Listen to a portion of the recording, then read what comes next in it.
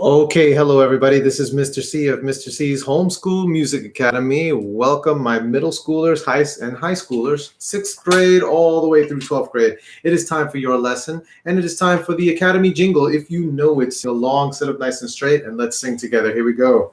Time for school, time for music, time to learn together. We can do it. Learning is fun with Mr. C. And learning is fun. Once again, middle schoolers and high schoolers, time for your lesson. Okay, let's make sure that we have our materials today. Have your manuscript paper or the downloaded PDF. Okay, if you can print out from that PDF, please download it and print it. Okay, with our Music Academy logo, have that manuscript paper ready. Or as I said before, you can definitely make your own.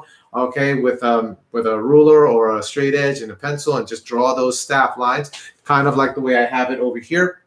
Okay, on the whiteboard. But we're going to be going to the whiteboard in a moment, and over to the blackboard as well to discuss minor intervals. Okay, that is a main part of our lesson today. It's all about minor intervals. We were doing a lot of major intervals, okay, and perfect intervals. We're going to discuss minor intervals and how that works as well. Okay, but before we do that, we're going to do some stretches and then get into our hymnal choice for today, which is "It Is Well With My Soul." In the past, I've done that particular hymnal with you guys. In case you forgot or whatever the case may be, or you've never done it before and you're watching this for the first time, please go into a Google search engine, type in the words "It Is Well With My Soul" lyrics, and those lyrics will pop up right away. Please have that ready so that we can get our minds ready and praise God first before anything. Thank Him for everything that He allows us to do, including learn music, okay? But let's sit up nice and straight, everybody. Shoulders relaxed. Okay, feet planted on the floor, and let's do our stretches. Everybody reach up into the sky as high as you can. Reach, reach, reach, reach, reach. Okay, breathe as you're stretching, and everybody bring it down and start rolling the shoulders back. Remember to breathe. Okay, great, guys. And everybody roll the shoulders forward. All right, wonderful, wonderful. Everybody, let's start rotating our necks in a circle, very slow and controlled. Okay. All right, everybody, now rotate in the other direction.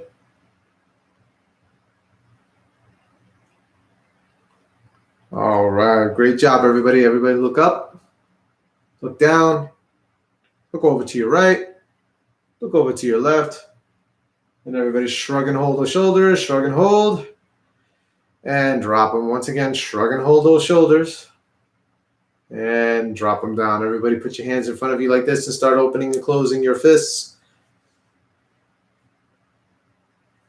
There you go. Get that blood pumping. Okay, great, everybody. Now squeeze and hold, squeeze and hold. Keep squeezing, hold, and shake it out. Shake it out. Okay, great. Everybody take a deep breath in through your nose. Deep breath out. Once again, deep breath in and deep breath out.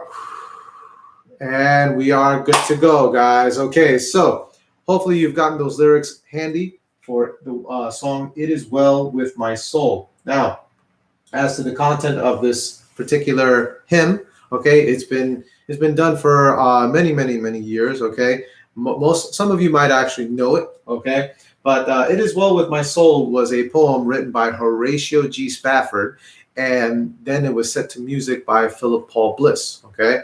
Now, Horatio G. Spafford happened to be in the South Seas somewhere where there's more specifics, of course, okay, but when he was sailing in the South Seas, okay, he ran into a lot of difficult weather, okay, where he lost his family, okay, and that was the inspiration behind him writing, or I shouldn't say that particular instance, but God, of course, is always the inspiration behind the hymnals, okay, because it praises Him.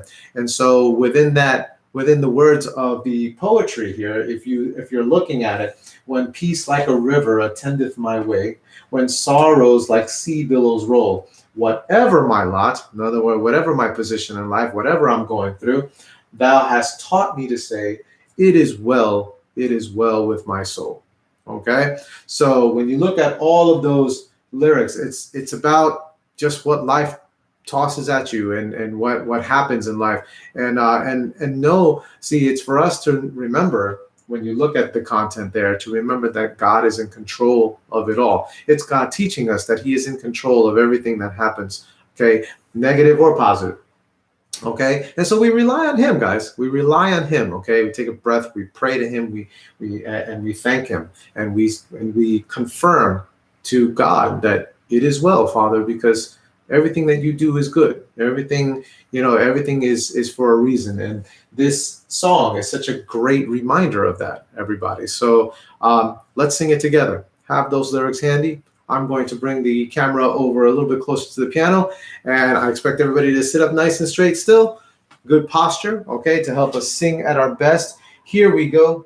This is It Is Well With My Soul by Horatio G. Spafford, music by Philip Halkias.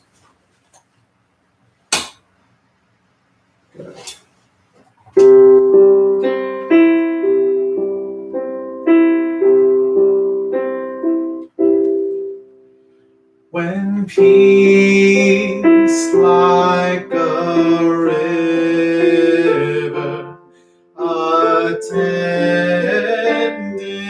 my way, when sorrows like sea billows roll,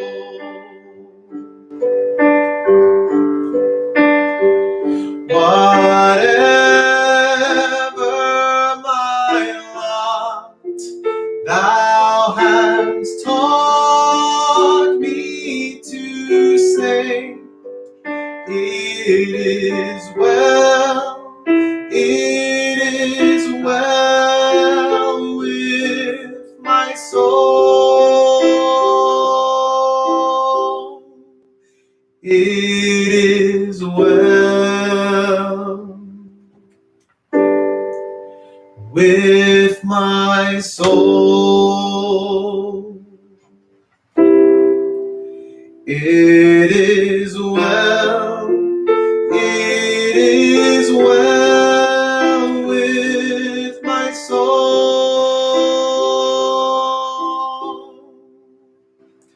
Though Satan should buffet, though trials should come, let this blessed assurance control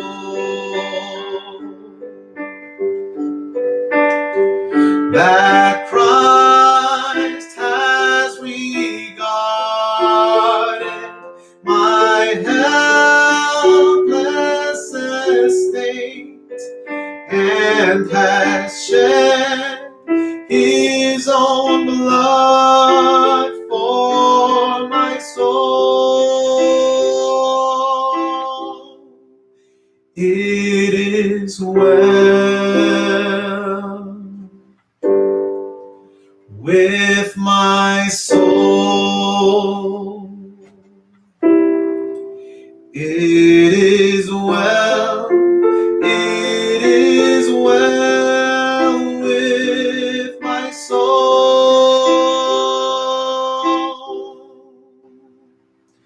My sin, oh, the bliss of this glorious thought. My sin, not in part, but the whole, is nailed to the cross, and I bear it no more. Praise the Lord, praise the Lord, oh my soul.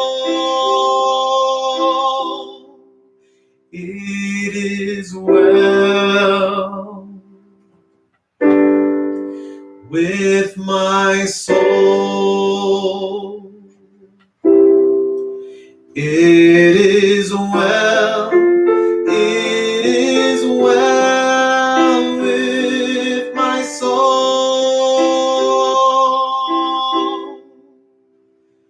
And Lord, haste the day when our faith shall be sight, the clouds be rolled back as a scroll.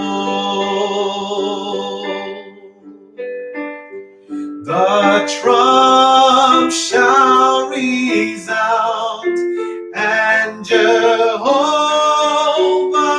descend. Even so, it is well with my soul. It is well with my soul. It is well, it is well with my soul. It is well with my soul. It is well, it is well with my soul.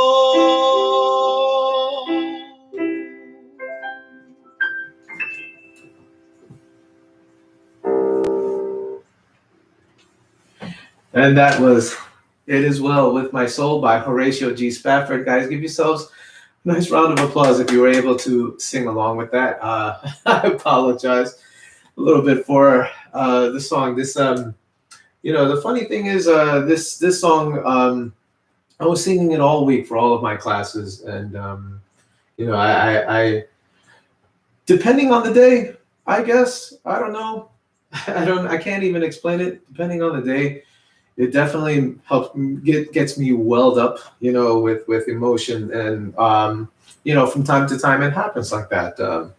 I could say yes, I was very much paying attention to the lyrics and what it's saying, and that's why I'm this kind of blubbering mess before you right now. But in any event, that's what, when the words are true, when the words are really true, and because God is true, that's what God does, and I can only imagine how much more Horatio G. Spafford was going through when he wrote this. Again, as I mentioned earlier, lost his family, and it's, again, like I said, just a great reminder that there's nothing we can do, but God has everything in control. And I've learned that through my life. I've definitely learned that. And it's a hard lesson to learn. I have to say, it's a hard lesson to learn. And we learn it every day when, we think we have to take control of everything. We think that that our faults, our mistakes and our faults has anything to do with what we did. And yeah, partly it is, but even that was ordered by God as well. In the Bible, it says that our steps are ordered by God. And what we're going to do is all in his control, good or bad. So, this song helps me to remember that, and that it all turns out well for his people. It all turns, he makes it good for his people. And I want you guys to remember that, and hopefully you do. If you do, it was also in God's will. Okay. So if you had a hard time keeping up with the song, okay, please make sure you go right back to your video, have the lyrics handy, and practice. And this song, as well as all of the other hymns. They're very much worthwhile practicing to have in your repertoire. Yeah. Okay. Let's get to work, guys. Okay. And I'll get myself under control here. Get myself under control and get right into the lesson. Okay. But have your pencils with a good eraser handy, your manuscript paper. Okay. Whether it be from the platform or your spiral manuscript notebook or the ones you made, just have it ready because I'm going to stand up. I'm going to adjust the camera so that we can see everything. Here we go.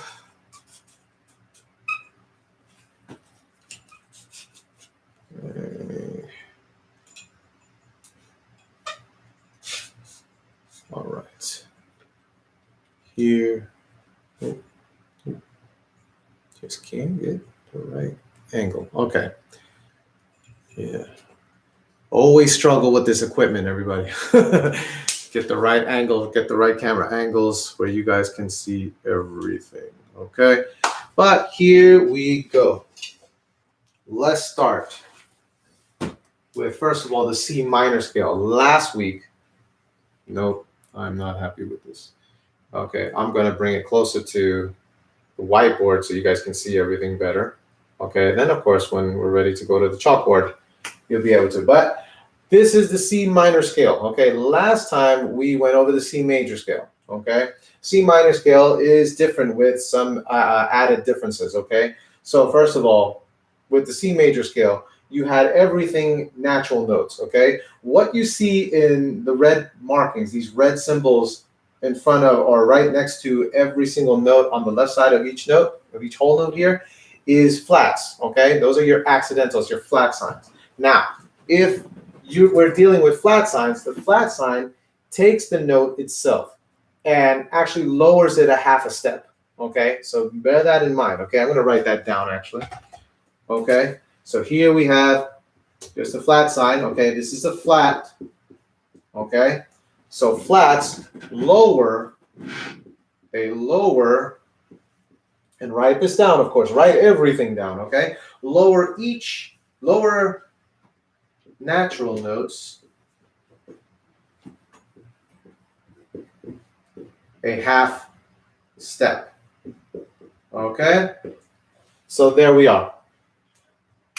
Can we see that, by the way? Okay, here we go. So you're probably not going to see me very much, okay? But in any event, again, the flat sign looks like a lowercase b. So whenever we see that, whenever we see lowercase b's, you know, fancy looking lowercase b's, although mine aren't that fancy, but there are composers that can write the flat signs a lot better than I can. But in any event, if you see these fancy looking lowercase b's, okay, those are known as your flat symbols, and they lower natural notes by a half step. Okay, so case in point, if we heard a D right now, okay, if we heard a D flat would sound like this. Okay, notice the half step difference, guys. D flat. Okay, so that is an example of what we hear when it comes to a flatted note. Okay, again, it is lowered by a half a step. Okay, as opposed to a whole step. You know, I played the D before, just case in point. Now where's our D again? Okay, if I went a whole step down, one whole step, okay, it would be a larger distance. D and C, D, C. That would be an example of a whole step from D to C, okay? But from D to D flat, D, D flat, da, da, you can hear that difference, okay? And that, in actuality, is an example of a minor second, okay? But I'll get into that a little bit more. But let's take a look at our C minor, okay, scale. And I want everybody to copy this down on your manuscript paper. So make sure you have this. So we have our C, okay? Then it goes a whole step to our D, okay? Actually, I'm gonna write down those distances. Here we go. So from C to D is a whole step. I'm going to put like a W for whole, and H will be placed for half. So if we go from D now to E flat, okay, I bracket that from D to E flat, that's actually a half step, okay? So H for half step. So we got a whole step, half step from D to E flat, but then from E flat to F, from E flat to F, okay, that actually is another whole step, okay? That's a whole step because from E to F actually would be a half step, okay? But from E flat takes it again a half a step lower than the regular E. So from E flat to F would be a whole step, okay? Then from F to G, also another whole step, okay? Why? Because there's an accidental between F and G, okay? So there is a half a step between F and G, so that is a whole step. From G to A flat, however, from G to A flat, okay, that's actually a half a step, okay? And A would be the natural note, but A flat, okay, makes it a half a step lower, okay, in sound and pitch. A flat to B flat is another whole step, and then from B flat to C is another whole step, okay? So when we're building a minor scale, okay, I'm going to write that up at the top, okay, title this minor scale. When you're creating a minor scale in any key, okay, this happens to be in the key of C minor, okay, I'm going to write that down as well in quotes, C minor, okay, C minor scale, okay. So this is our C minor scale. If you are trying to compose a scale in any minor scale, make sure that you are going by this particular distance between the notes from C to D, okay, or any scale. Like I said, you're going to go from the root note, which is the name of the scale. From the root note, you're going to go a whole step. Then from the next note, a half a step. Next note, whole step, half, and then whole step, whole, half, whole, half, whole. Okay? That is how you would then create the distances no matter what key you're in, no matter what scale you're composing. It's got to be every note between every note, it's got to be these particular distances from whole to half to whole, half to whole. Okay? To end it on your do, your high do, so to speak. Okay? In this case, this is the C minor scale. So please write all of this down. Make sure you have this. Okay? And now we're going to go over those distances between those notes, just a little bit more singled out onto the blackboard, okay? So everybody take a look. Here we go. I'm actually going to raise it just a little bit so you can see the top of that blackboard.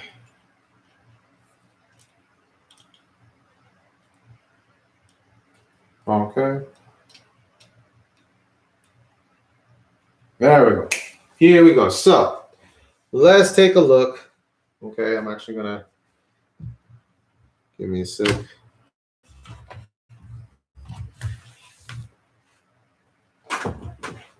Okay.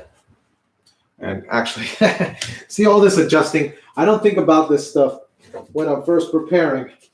Then I realized, wow, I didn't give myself enough space. I got to move this back a little. Okay. All right. So I'm just trying to check the monitor to see you can see everything. Okay. So let's look at in the C minor scale. Okay. We go from C to D. All right. We go from C to D, for example. I'm drawing my staff lines here. Okay. So from C to D, okay, from C to D, you have your, okay, you have a whole step, as I said, in the, if you take a look, and if you have actually let me see if I can get that C minor scale in view. Okay, great. So from C to D, we said was a whole step, right? A whole step. So from C, let's see, C, and then D, okay? And we are dealing with minor intervals.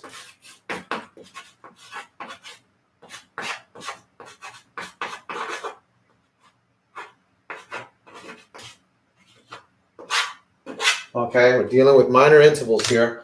Okay, from C to D we said was a whole step, right? This would be known as a major second. Okay, this would be a M2, major second. Okay, however, what would make this minor? Okay, question that.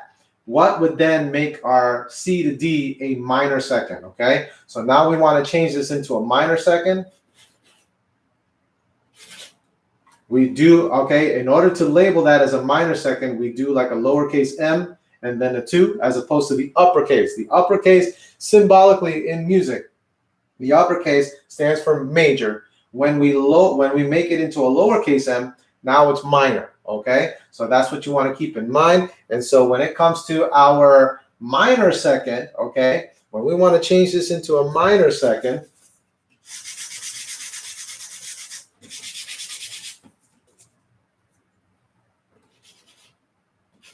okay, we then what?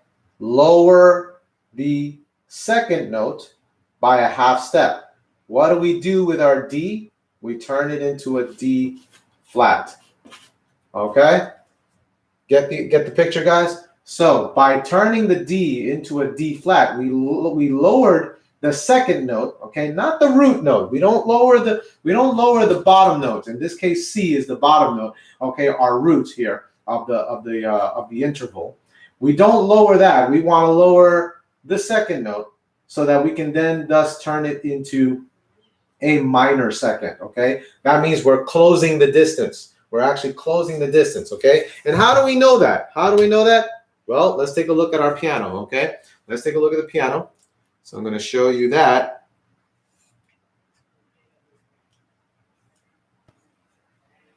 If I can get a good angle here.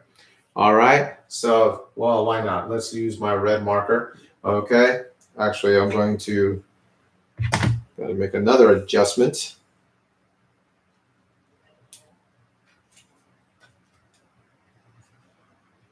Okay, there we go. Okay, getting better at these adjustments. Okay, so let's say we're at middle C, right? That's what we're doing. So here's our C, okay, and then this is our D. We just got through saying, let me just get in closer here. We just got through saying that C to D is a whole step, okay? It is an actual whole step. It's a major second. C, D, okay?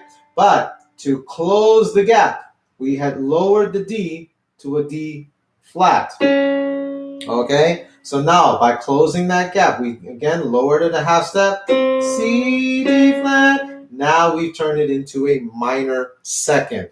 Everybody see that? That is our minor. Do you see and hear it? That's really the bottom line. We got to see it. Major second, minor second. Okay, so that is what we have there. Okay, so please make sure again you have written this down, everybody. Okay, please make sure you're writing this stuff down because this is definitely going to be helpful, okay, in understanding those intervals. Remember what I said about interval, why we're learning this. We're learning this because it actually helps us to understand those distances so that we can work and compose melodies. That's the idea with that, okay? So I'm going to now erase this, okay? I'm going to erase this and draw another set of staff lines. I'm actually going to write this title a little bit better. Okay.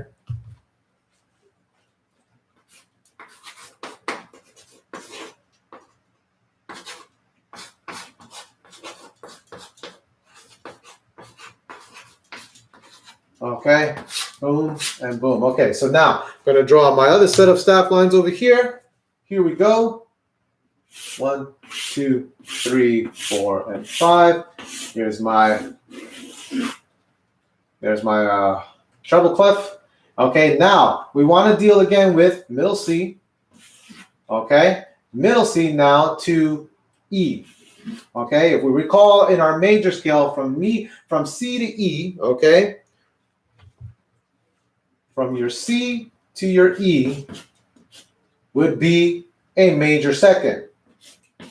I'm sorry, not a major second, a major third. Okay? It is a distance of 3 notes. C, D, E, 1, 2, 3. Okay? And now and that would be a major third. Okay? But in the C minor scale, according to the C minor scale over here, take a look. The E natural has become an E flat, which means we've lowered the E by a half a step, right? So changing it to E flat, right? Changing that C. Take a look. Putting a flat sign right there, okay? Changing it thus to E flat, labeling it as E flat, now changes it to a what? What do we say? What do we call it? A minor third, okay? So we lower, so in labeling it, in identifying it, we lower the E by a half step, thus closing the gap again and making it a minor third, okay? I'm just checking the time over here. Okay, we're good to go. We're gonna go over one more after that third, but let's take a look. Let's take a look at the piano now, okay, in terms of the third, all right? Here we go.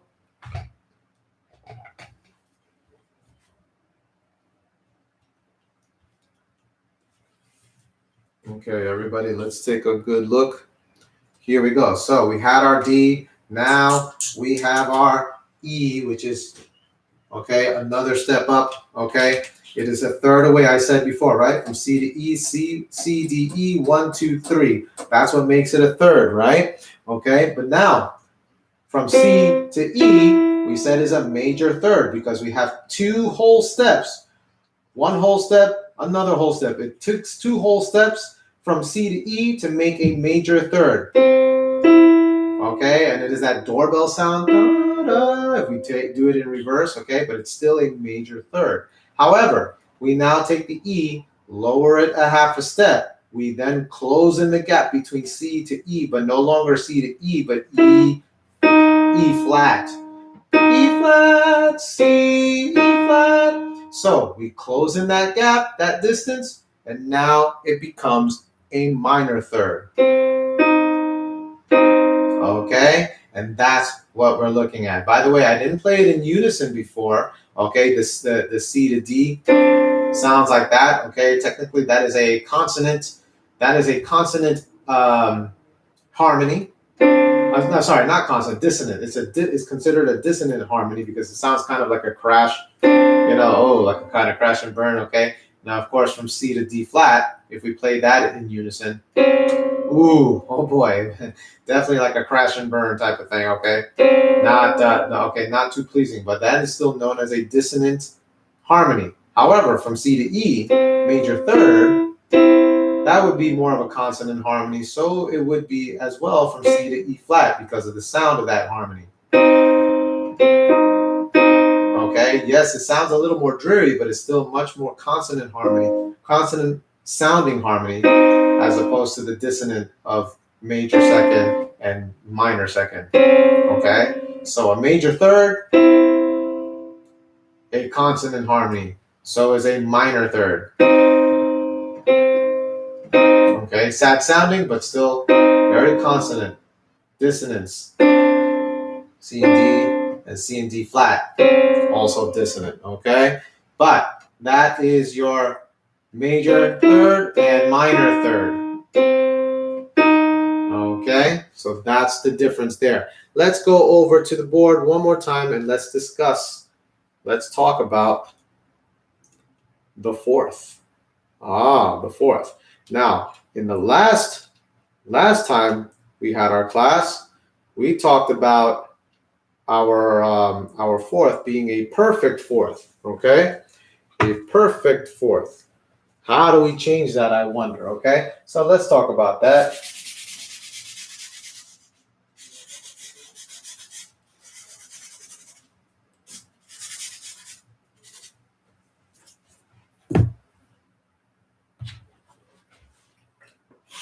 Okay, so we have middle C again.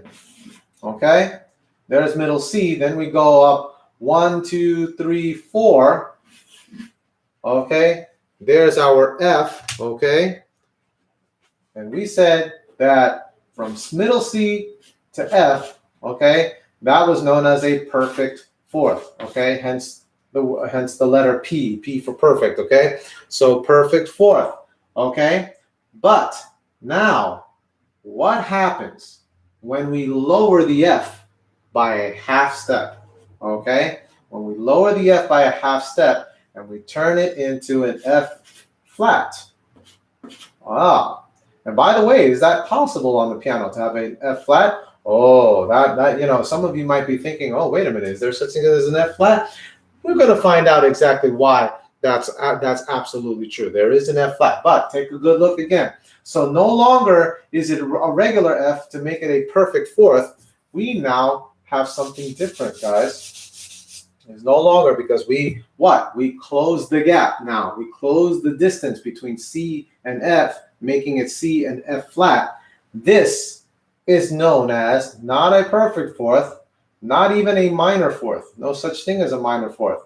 Technically speaking, watch this. Aha, D-I-M. D-I-M is a word, or not a word, but is the first three letters to the word, watch this, and write this down, diminished. Okay, so there you go. It is now a diminished fourth, okay? There are differences now when it comes to the intervals of a fourth, okay? This is known as a diminished fourth, okay? Make sure you say it to yourself. Make sure you've written it down, okay? But we identify this as a diminished fourth, okay, by writing lowercase d-I-m in front of the 4, okay? Again, the interval of a diminished fourth in this case is from C to F flat, thus taking the F and lowering it by a half a step, okay? That's not in the minor scale, however. From C to F is still an interval of a perfect fourth, okay? Even in the minor scale. But I wanted to show you the different kinds of intervals that are happening here, okay? As far as the lowering, I should say, the lowering of the second note to thus change the interval, okay? Watch this on the piano. Let's take a very good look at this, okay? You're going to find this really enlightening, okay? So now we're going right to our F, okay? There's our F note. So from C to F, okay? That wedding march, okay? So that wedding march is right away an understanding that okay, that's a perfect fourth going on, okay? But what does a diminished fourth look like?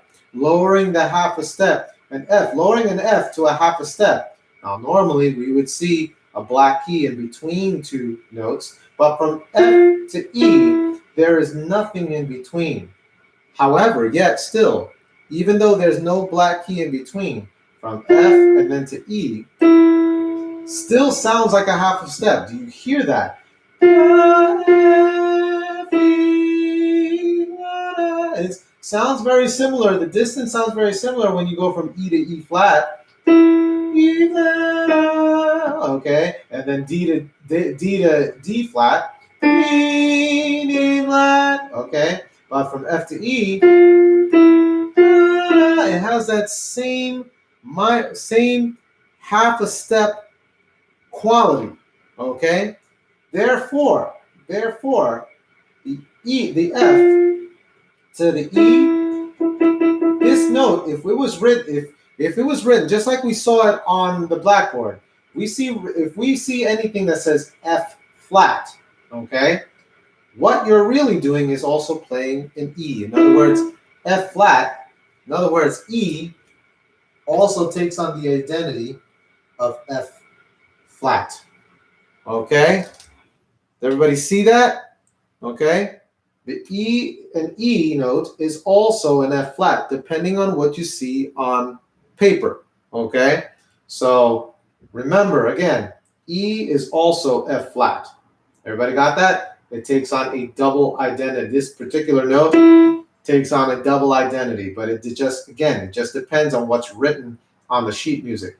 If you see a note on the F space and it has a flat in front of it, it is F flat, but you're also playing an E, okay? But we notate it as F, or identify it as F flat, okay? So again, we see a flat sign in front of an F, you're basically playing your E, okay? But it's notated as F flat. And that, from C to F flat, is known as a diminished fourth, okay? Make sure you guys have this down, okay? All right, I've taken you, and I've taken you not only with the minor scale, but showing you how you can change those different intervals, okay, to fit the minor, so to speak, or the minor sound. Let's put it that way. Okay, so you've learned already about your C to D flat as a minor second, your C to E flat as a minor third, okay, and hear how that sounds, and then again from your C to F flat, your diminished fourth, okay? Please write that down, and next week we're going to continue with the C minor scale, and thus also changing those scales, those intervals that still have like a perfect or a major identity from your root note C. We're going to change it so that you can see the differences in those minor and diminished intervals. Okay? All right, guys, that is it. That is it for today. Give yourselves a nice little round of applause, okay? Make sure you have all this down. If you didn't get all this down right now, right this second, you know that you can, again, go back onto the platform, replay it, and make sure you copy this stuff down, okay? The more you write it, the better. When you write it, it actually solidifies your understanding a lot better, okay? And that is it, everybody. So next week, more on C minor, on the C minor scale with those minor and diminished intervals. We're going to learn all about that. Everybody, great job today. And as always, I wish you happy practicing. Everybody, take care, study well, and I'll see you next time. Bye-bye.